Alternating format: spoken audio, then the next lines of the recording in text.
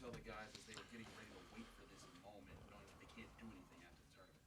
Yeah, we were just to be excited. We were excited about the day, excited about the opportunity. Felt pretty comfortable and confident that we would hear our name called, and let's just be ready for when that happens. Thank you. And we'll figure out who will play, when we'll play, and be ready to go from there. You said all along you felt this team was a tournament team that you guys have earned your place. How did you feel about where they placed you? It's fine. I mean, it is what it is. We're just excited and honored to be a part of it. What was practice like today? Did the guys seem a little tense at all? No, they didn't seem tense. It was light. We had a couple of days off. We got in and excuse me, just tried to get a lot of shooting in, just tried to move a little bit. We'll start really getting prepared now that we have an opponent, and just look forward to that. What do you know on the surface level about Mississippi State as we sit I don't know. I mean, as soon as I heard them that was our opponent, I just looked on my phone at some stats. I haven't seen them play at all.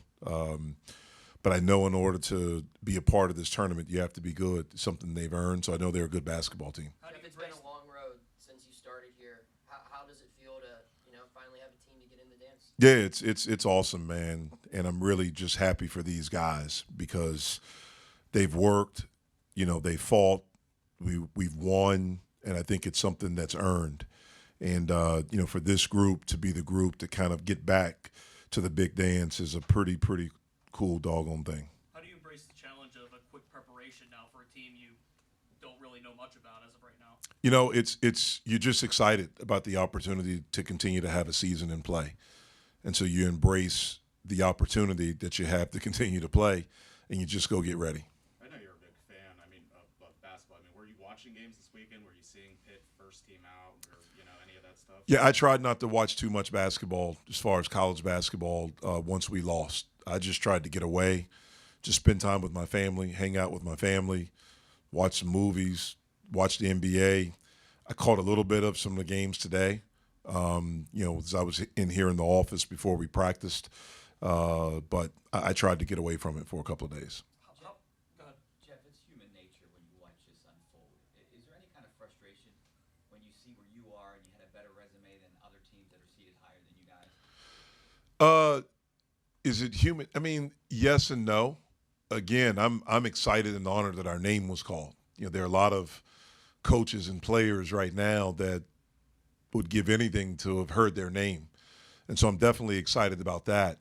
I don't think our league gets the respect that I think we should get, but there's nothing I can do about that except for us to go out and hopefully play well, and all the teams in our league to perform well. You talked about Disadvantage is there playing these first 4 games on Tuesday? I'm sorry, I didn't hear the first part. How much of a disadvantage is it playing in the first 4 games? Yeah, I mean, I don't know. I mean, the only thing I can think of is just that it's a quick turnaround. You find out your opponent, a little bit after 6 o'clock today, and then we're going to have to play Tuesday. And so it's not a lot of preparation, whereas if you play Thursday or Friday, you have a few days to prepare. You can, really get into the guts of what it is the team does. For us, we're going to have to do that very, very quickly. Tomorrow, we'll travel tomorrow. And then, again, we'll figure out what time we play on Tuesday. And we'll have some time on Tuesday, but that's the only thing. Just it's quicker. It's a quicker turnaround. You talked about pulling yourself away from basketball a bit when you got back from Greensboro. What was the team encouraged to do over these last few days here to kind of reset maybe? Just to get away. We had 2 days off just to refresh mind, body, and come back Sunday, and let's be excited and ready to go. You mentioned all season long how you have 4 guys that have played in this tournament. That was obviously by design to bring those type of guys in. What's the advantage like having that going into the tournament? Well, we have some experience. We have guys that have been on this stage. It's actually 3. JB didn't. That was the year they qualified. They canceled it the year at Wichita. And so, again, just to hopefully have some experience. But, look, we've played in a great conference. We've played really big games all year in tough environments. I think we'll be ready, and we're excited about the opportunity to play. What are the new experience with the NCAA tournament? What allows teams to advance? And what are the core principles that you need to be able to advance? Well, I think you have to be. I think you have to have fresh minds and fresh legs. I think you have to have clear minds. You have to forget everything in the past. You have to be focused on what's right in front of you. And then you have to be fresh mentally and physically. You have to understand it's everyone 0-0. Everyone that's a part of this tournament has done something really special, whether they've had an outstanding year, their whole resume, or they've gotten hot at the end and won their conference tournament. And so you're part of a select group, and you need to cherish that and go out there and just leave everything out there, because you're really only guaranteed one game. And so you have to leave everything out there. And I think the best way to do it is to have a clear mind and to be fresh as you possibly can. You've been preaching defense and trying to get better. When you had that Duke game, what do you harp on, or what do you see that you guys have to do to get back to the defense you guys have played when you've been at your best? Yeah, we haven't defended well in about a month, really, since the Boston College game here. And so we just have to. It's some little things, but they end up being big things. We have to contest a little bit harder. We have to contain the ball more. When we have two on the ball, our rotations behind us have to be on point. The effort has to be a little bit more. And all of those things are even heightened now as you move forward. What do you think caused that slide in defensive effort or production? I think our inability to practice as we started playing a little bit more. I think our inability to practice because of some guys being banged up. I think that's the thing that did it. There's also, I'm looking at the stats and just how you guys played out there minutes-wise.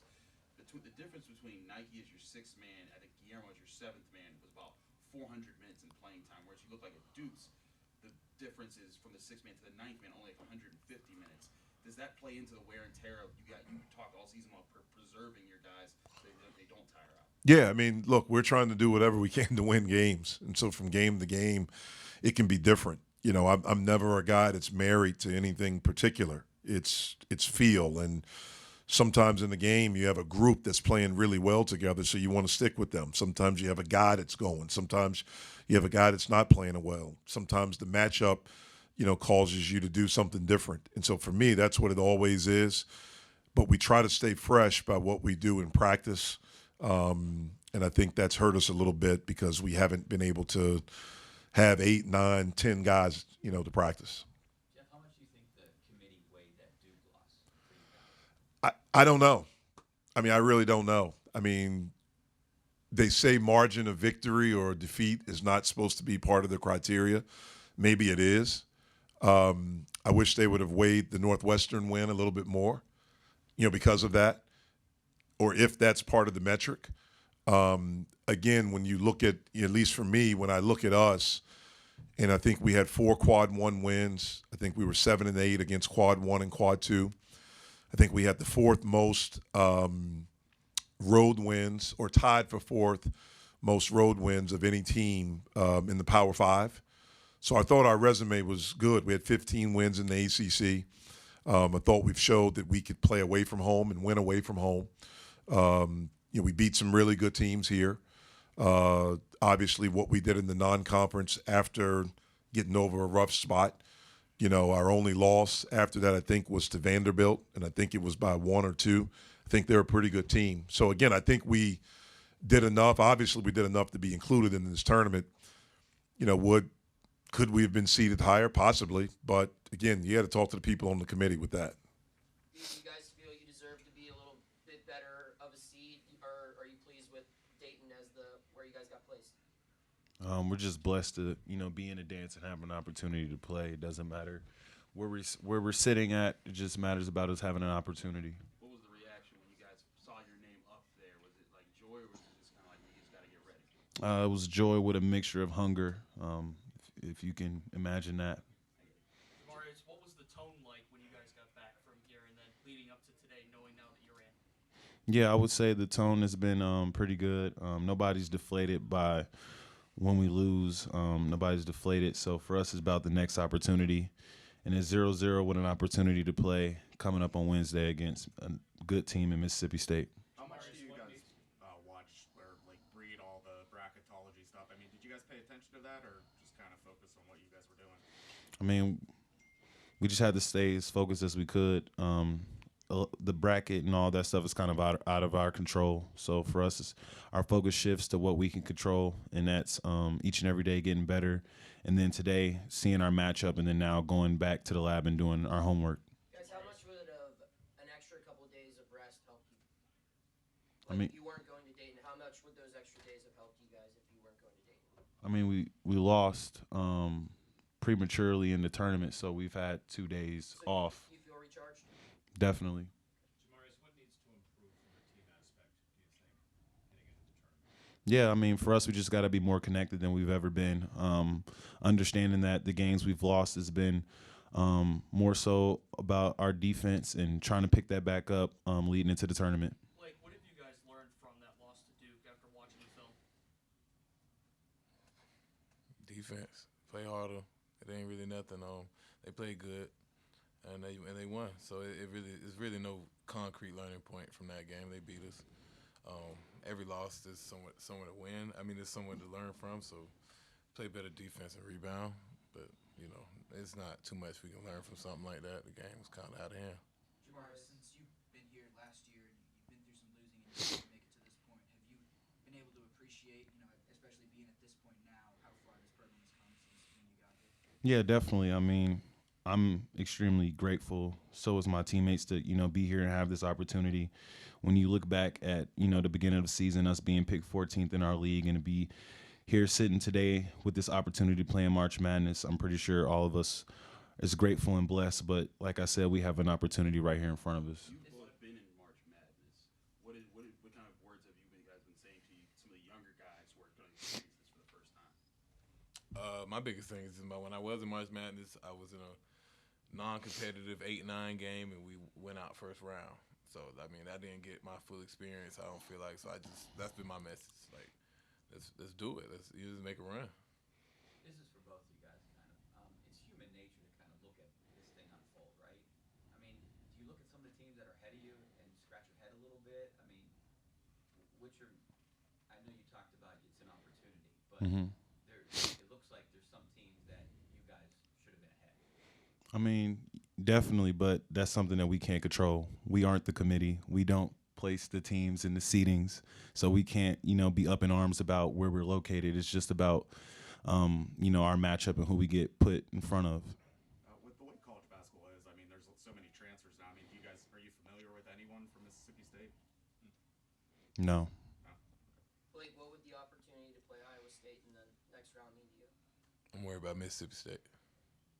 There's now a quick learning curve now to get ready for a team like Mississippi State. How do you guys figure to embrace that challenge of learning about a new opponent, a fresh opponent so quickly? Yeah, I mean, I'm pretty sure all of us will go home and do our individual research, and then we got our coaching staff that's putting together a scouting report as we speak right now. So by tomorrow we'll have more homework and we'll be able to dive deeper into Mississippi State. Some of the messages that Jeff was imparting on you guys as you guys were waiting for this day, not knowing where you're about to be. Yeah, I mean, he was just telling us that, this is an opportunity for us. We've earned it, to be in this position. And that, during this month of March, we've had the opportunity to grow from some of our experiences, whether that was tough losses, blowouts, and things like that. So for us, we just got to stay locked in and, focus on the task at hand. Marius, what's going to define your season this year? The last couple of months or the next couple of days? I would just say you got to look at it in its totality. We're still trying to write our story, and we'll look at it when it's done. Yeah. But right now, we're just trying to stay locked in at the moment, locked in in the moment. For both of you, what does it mean for each of you individually to be part of Coach Capel's first postseason berth at Pitt? Man, this is first postseason with Pitt. Man, that's great. That's awesome. Like when I was sitting at home last year, I feel like I manifested this in my own head for me to join a team that accepted me. And it's crazy because we had a meeting. I told them this, before the season. They remember, and it's worked out like that. This team has accepted me, and then we won, and now we're in the postseason. So it's a dream come true for me, honestly. You said that either one of you said that you're still writing the story. With everything that you accomplished this year, your successes and the victories each month,